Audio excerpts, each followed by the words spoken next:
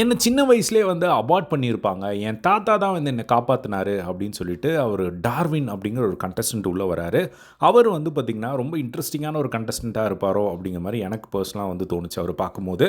So அப்படி வந்து அவர் உள்ள வந்த உடனே அவரு செலக்டும் ஆயிட்டாரு.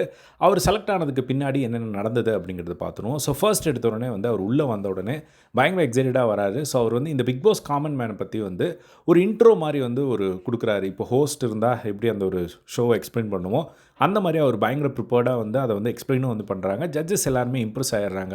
மாயா வந்து டக்குன்னு என் கூட இவர வச்சுக்கட்டுமா நானு? ஏன் என் ரோல இவரு எடுத்து பண்ணிக்கிட்டு இருக்காரு அப்படிங்கிற மாரிலாம் வந்து சொல்லிக்கிட்டு இருந்தாங்க.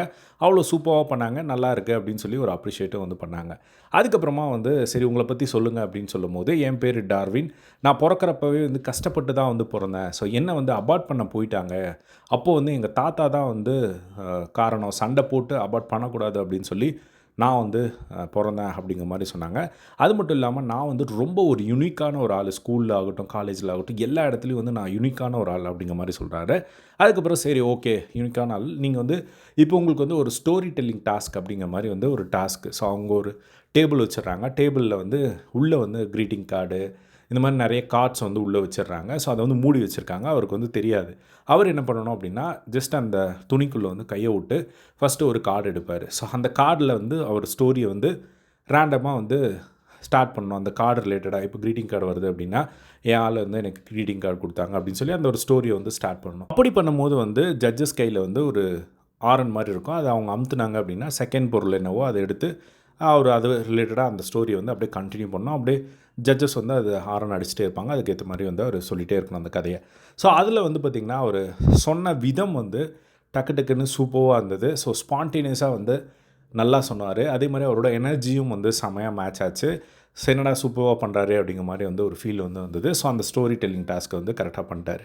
அதுக்கப்புறம் ஆரி வந்து ஒரு கேள்வி கேட்கிறாரு. "உங்க தலையில எத்தன முடி இருக்கு?" அப்படின்னு கேட்கும்போது, கான்ஃபிடென்ட்டா ஒரு நம்பர வந்து அடிச்சு விட்டாரு.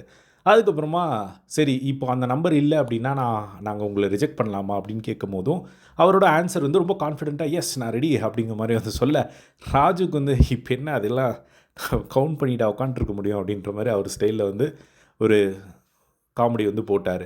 ஸோ அதுக்கப்புறமா வந்து சரி ஓகே. நீங்க வந்து இவ்வளோ கான்ஃபிடென்ட்டா சொல்றீங்க அப்படின்னு சொல்லிட்டு விட்டுட்டாங்க.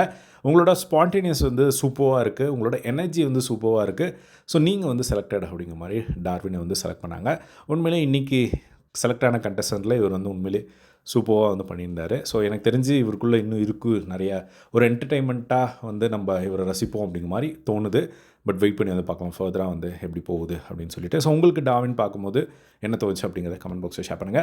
இதே மாரி எல்லா பிக் பாஸ் அப்டேட்ஸ்க்கு நம்மளோட சேனலை சப்ஸ்கிரைப் பண்ணி சப்போர்ட் பண்ணுங்க. தேங்க்ஸ் ஃபார் வாட்சிங். பை.